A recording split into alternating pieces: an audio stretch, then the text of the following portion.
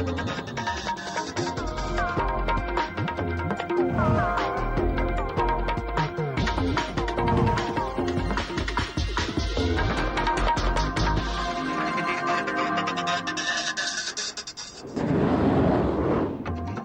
Vietnam ne veut pas de conflit, mais il est déterminé à défendre sa souveraineté. Le président Trung Tan Sang l'a déclaré lors d'une rencontre avec les électeurs de Ho Chi Minh Ville. Les citoyens vietnamiens sont encouragés à faire preuve de leur esprit patriotique, mais d'une manière pacifique et respectueuse de la loi.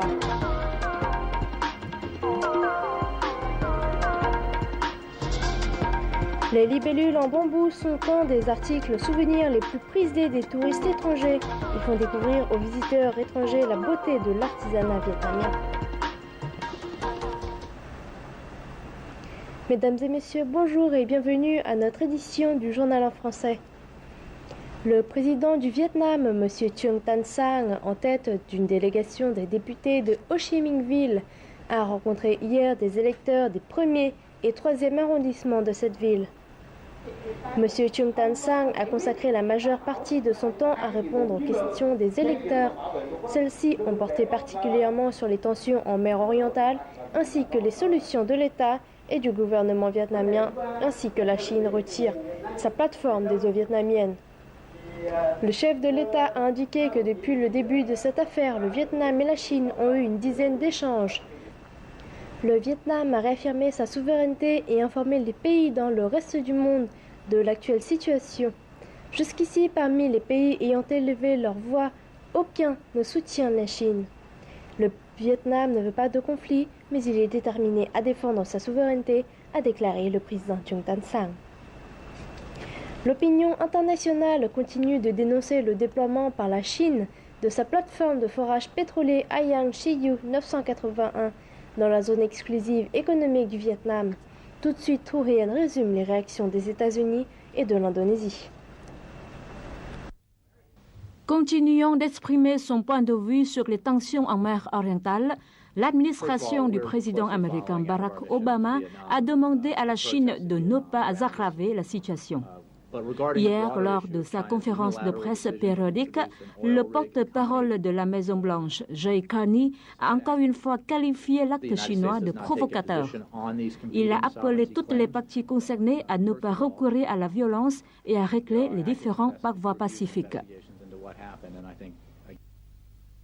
Le ministère indonésien des Affaires étrangères a publié hier une déclaration exprimant sa profonde inquiétude sur l'évolution actuelle de la situation en mer orientale. Le chef de la diplomatie indonésienne a souligné que son pays s'inquiète particulièrement d'un réel risque d'escalade et d'objectifs erronés, en particulier à la suite du comportement dangereux des navires chinois en mer. Il a indiqué également que l'Indonésie a contacté et continue de contacter toutes les parties concernées pour accélérer continuellement les échanges d'informations et les inviter à la retenue. Dans le reportage suivant, nous vous proposons plus de détails sur le travail de patrouille effectué par les navires de garde-côte du Vietnam dans cette région maritime depuis 2 semaines. La plateforme chinoise Hayang Shiyu 981, installée près de l'archipel des Paracels dans la zone économique exclusive du Vietnam, est toujours protégée par les encerclements des navires chinois de toutes sortes. Il y a aussi de temps en temps des hélicoptères de surveillance. Malgré ce blocage, les navires de la police maritime du Vietnam tentent toujours de s'approcher de cette plateforme. Les gardes-côtes vietnamiens utilisent les haut-parleurs pour appeler le côté chinois d'arrêter cet acte de violation de la souveraineté vietnamienne dans cette zone. Mais les Chinois ne veulent pas coopérer. Les navires chinois n'arrêtent pas de pourchasser les navires vietnamiens et n'hésitent même pas à les attaquer.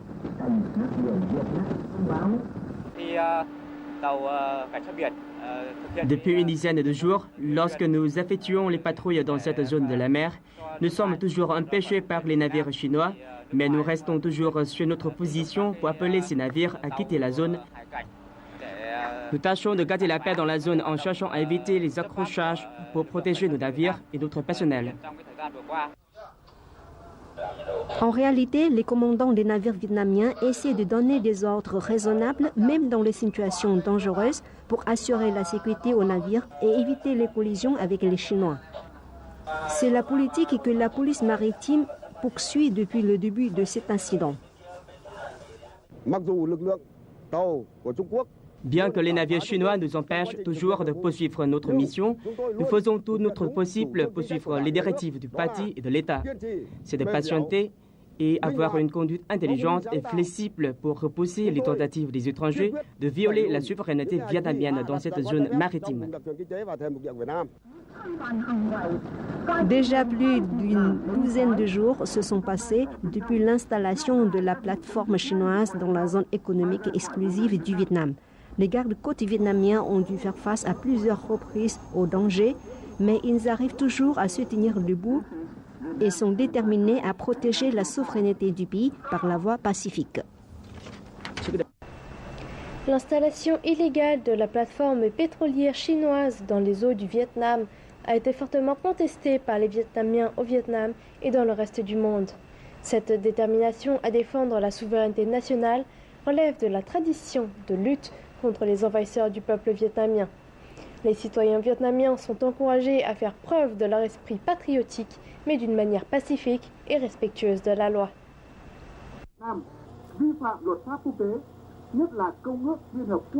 En regardant l'histoire du pays, devant chaque menace d'invasion, les Vietnamiens ont toujours été prompts à s'unir pour défendre leur souveraineté légitime.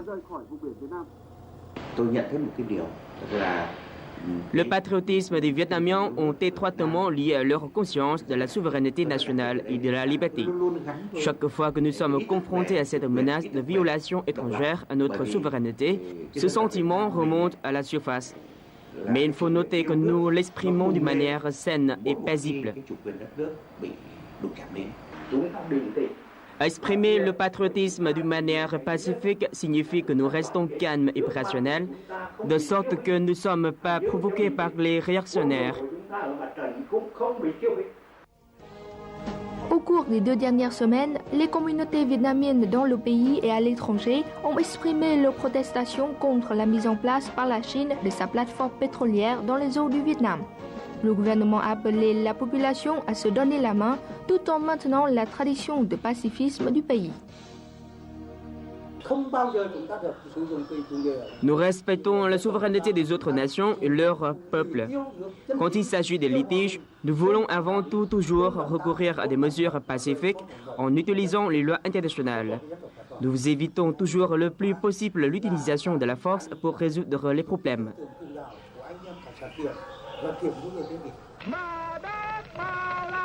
Depuis la fondation du pays, la solidarité du peuple a permis au Vietnam de battre quelques-unes des plus puissantes armées du monde. Nous pouvons dire que c'est l'amour de la paix et le patriotisme exprimé d'une manière pacifique qui ont donné au peuple vietnamien une telle puissance.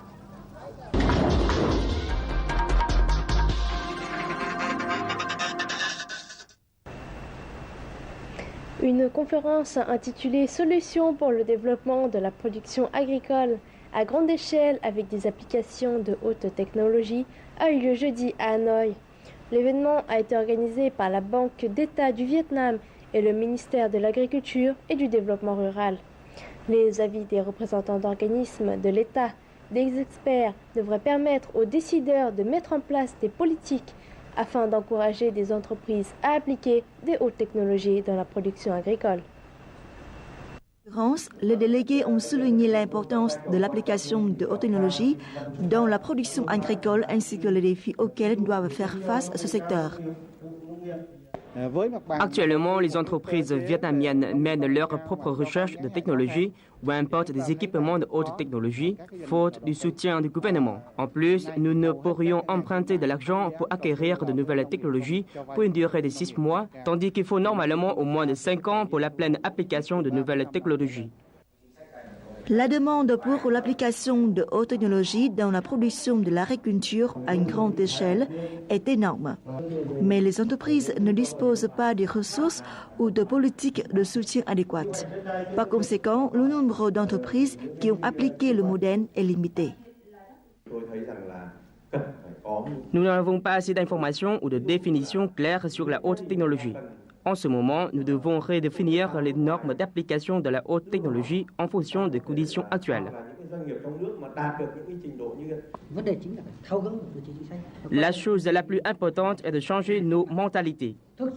Je pense que dans ce cas, il faut avoir un mécanisme adéquat. Le gouvernement a mené des enquêtes à l'échelle nationale et a commencé à investir dans 20 modèles expérimentaux qui font usage de la haute technologie. Ces modèles mobilisent la participation des entreprises et des agriculteurs. Le programme se déroulera pendant 2 ans. Au cours des dernières années, le tourisme dans le delta du Mekong n'a pas atteint son potentiel attendu en raison de l'absence de produits innovants de tourisme locaux. Le nombre de visiteurs dans la région et les recettes touristiques restent encore modestes par rapport à d'autres régions du Vietnam. Par conséquent, le delta du Mekong devrait élaborer des produits touristiques uniques afin de donner un coup de pouce au secteur du tourisme de la région. Reportage réalisé dans la province méridionale de Bac Lieu. La place culturelle de Hung Vuong, récemment ouverte dans la province de Bac Lieu, a attiré un grand nombre de visiteurs nationaux et internationaux à venir dans la région. La place dispose d'une statue en forme de lune, un des symboles culturels de Bac Lieu, et de 3 chapeaux coniques représentant les 3 groupes ethniques locaux. Je pense que Bac Lieu a énormément changé. L'Australie a l'opéra de Sydney pour symbole national et ici on a les 3 chapeaux coniques. De plus, la nouvelle centrale éolienne est devenue le symbole du développement de la province. Je pense que cela va aider à attirer plus de visiteurs dans les temps à venir.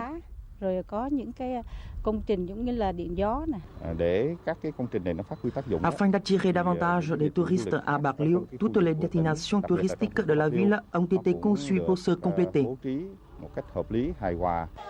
Bien que la région n'a pas de plage ni de montagne, le delta du Mekong est l'un des plus grands et plus fertiles des deltas de rivières en Asie du Sud-Est et est enrichi d'une identité culturelle unique. Pourtant, les localités de la région devraient renforcer leur coopération afin de diversifier les produits touristiques et ainsi renforcer l'attractivité de leur destination.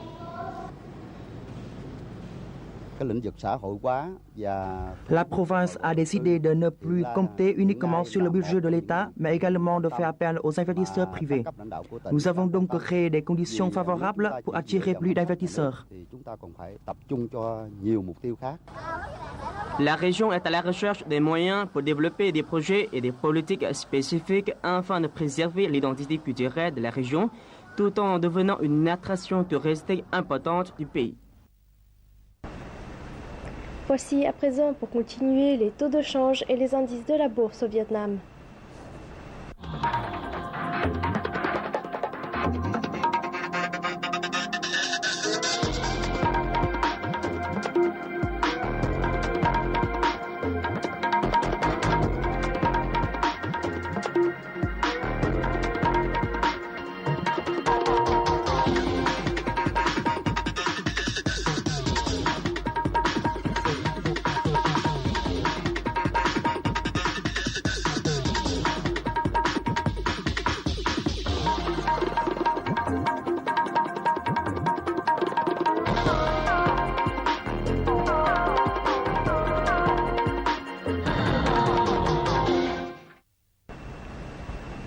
Le festival du film européen au Vietnam a débuté hier au Centre cinématographique national de Hanoï.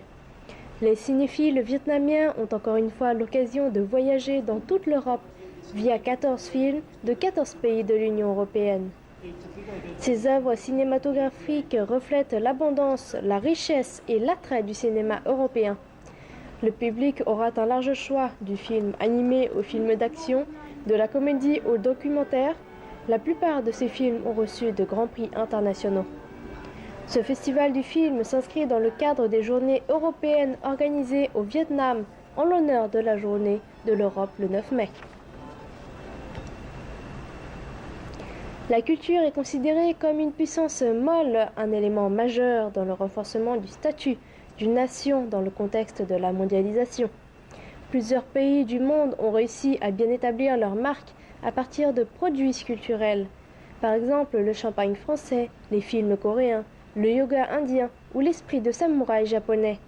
Cependant, la construction d'une marque culturelle laisse encore à désirer au Vietnam. Écoutons les idées des experts dans le reportage suivant. Le Vietnam est le 12e pays asiatique qui possède le plus de patrimoine naturel et culturel mondiaux avec 16 héritages mondiaux. La culture de ces 54 ethnies est très riche. La gastronomie vietnamienne a également une grande notoriété dans la région. Pourtant, il est difficile de préciser un emblème culturel en parlant du Vietnam. Nous n'avons commencé à faire le nécessaire afin d'établir l'identité du secteur du tourisme vietnamien en 2010. La construction d'une identité n'est que la première étape. Après 4 ans de déterminer les identités culturelles et touristiques, les 4 produits touristiques principaux ont été déterminés: tourisme maritime, tourisme culturel, tourisme urbain et écotourisme. Pourtant, il reste encore des défis pour concrétiser ces orientations. Les plans proposés semblent toujours faisables. Pourtant, ce que je veux mettre en relief, c'est la cohérence.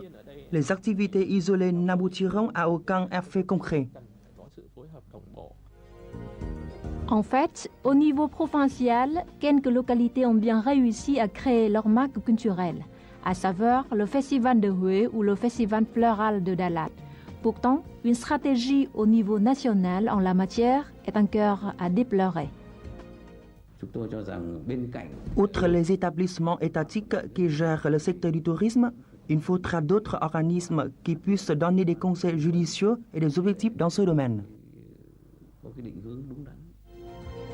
Le ministère de la Culture, des Sports et du Tourisme a établi pour la première fois la stratégie portant sur l'industrie culturelle. Son texte sera soumis au gouvernement cette année. La broderie est un métier traditionnel de longue date représentant l'identité culturelle du Vietnam. Chaque œuvre reflète non seulement les sentiments de l'artisan, mais aussi la beauté de la culture vietnamienne transmise de génération en génération. La broderie vietnamienne s'est développée. Cet artisanat suscite de plus en plus d'attention à travers le monde. Reportage réalisé à Hanoï.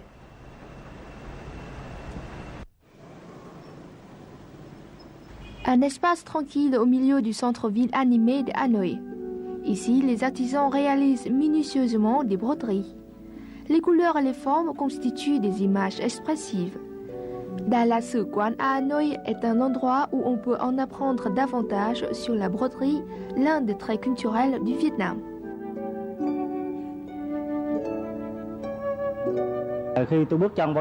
Je suis très surpris de pouvoir trouver un si bel espace artistique et culturel dans le centre-ville de Hanoï. Ces broderies m'ont attiré au premier coup d'œil. Les paysages sont très vivants et attendrissants. L'ambiance d'ici me fait me sentir détendu et relaxé. Dans cet établissement, les histoires sont racontées à travers des installations, de la poétrie, de la peinture et bien sûr par des milliers de broderies.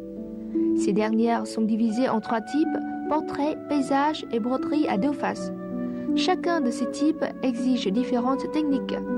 Pour une broderie à 2 faces, l'artisan doit broder habilement pour que les 2 faces de l'œuvre soient identiques. Les techniques sophistiquées ont été transmises depuis plusieurs générations dans les familles d'artisans.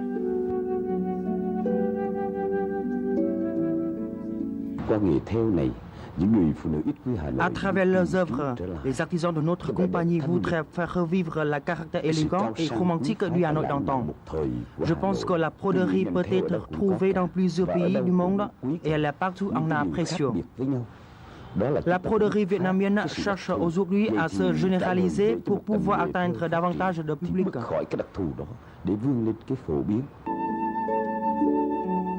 Ces derniers temps témoignent de nouvelles créations dans l'art de la broderie. À Huế, Dalat ou Ho Chi Minh Ville, plusieurs artisans ont combiné la broderie avec la peinture pour donner à leurs œuvres un caractère plus moderne. Les broderies vietnamiennes sont aujourd'hui présentées dans de nombreux pays. La promotion de cet art contribue ainsi à la préservation d'un métier traditionnel et d'une valeur culturelle précieuse du peuple vietnamien. L'Orchestre symphonique de Bremen en Allemagne a présenté les 8 et 9 mai l'opéra Fils du dragon et fille de la fée. Le compositeur allemand Karsten Guedermann s'est inspiré du conte de la fée vietnamienne, la légende de la pastèque, pour composer ce spectacle. 600 personnes se sont préparées à cet événement culturel. L'une des particularités de cette représentation est qu'on peut voir de nombreux instruments de musique ainsi que des vêtements traditionnels vietnamiens. L'événement a été plébiscité par le public, mais aussi par les médias allemands. Imaginez qu'une fois vous devez choisir un de vos souvenirs pour faire connaître aux amis étrangers la beauté de l'artisanat vietnamien. Qu'est-ce que vous choisissez ? Dans le reportage suivant, nous vous proposons de jeter un coup d'œil sur la libellule en bambou et de découvrir sa fabrication. C'est l'un des souvenirs les plus populaires que des millions de visiteurs emmènent chez eux après un voyage au Vietnam.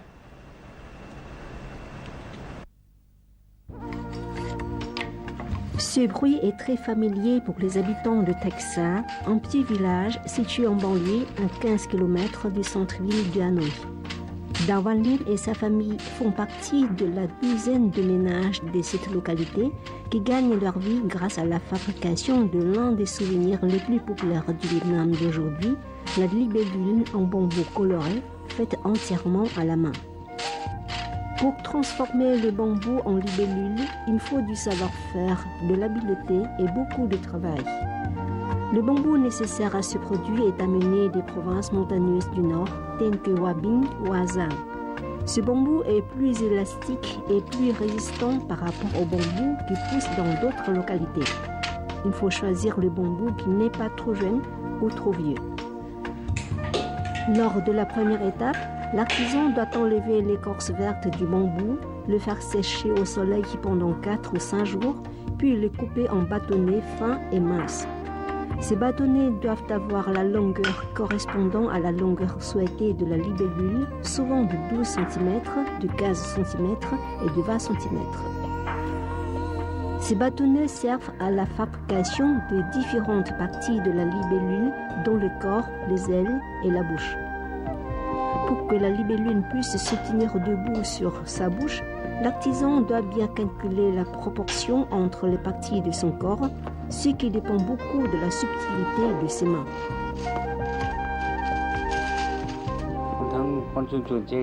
Une libellule de bambou atteint son équilibre grâce aux 3 parties principales, les 2 ailes et la bouche.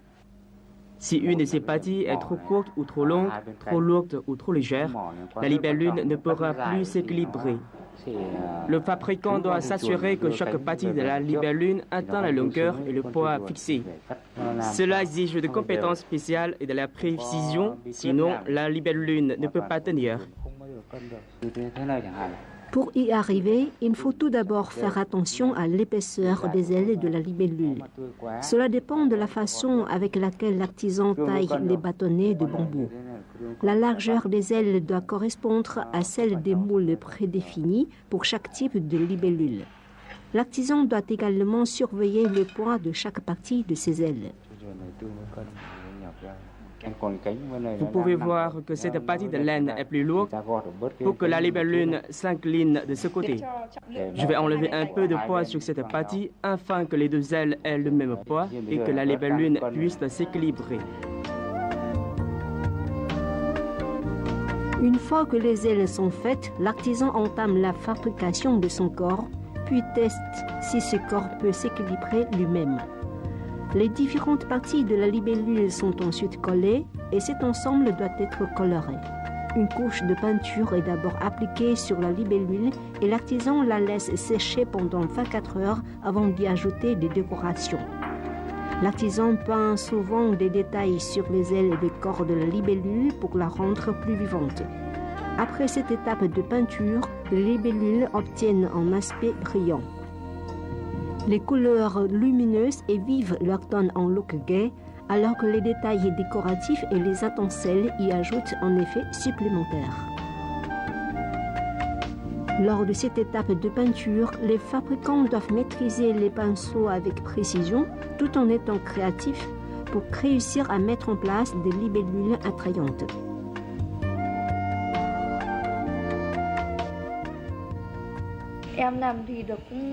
Je fais ce travail depuis presque 2 ans.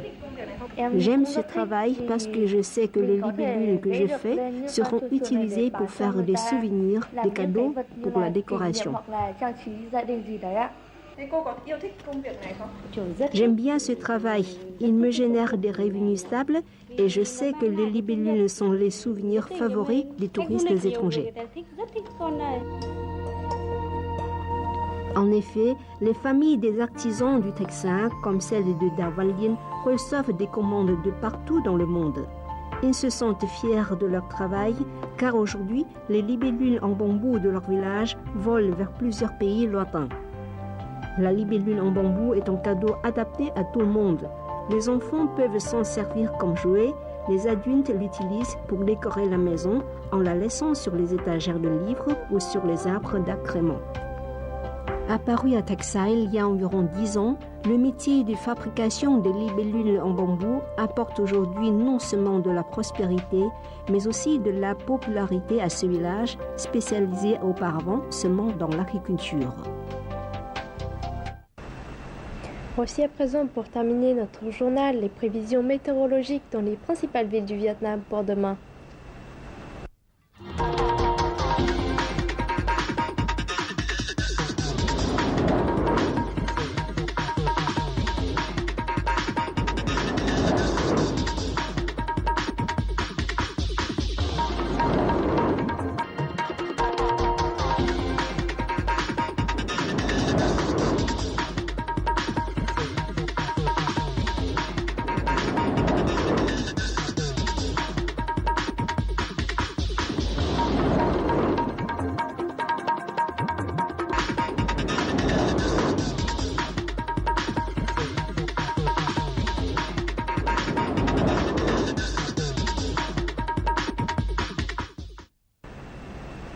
C'est ainsi la fin de notre édition de Journal en français. Vous pouvez la retrouver sur notre site web vtv4.vn. Merci de votre fidélité et à demain pour notre édition spéciale.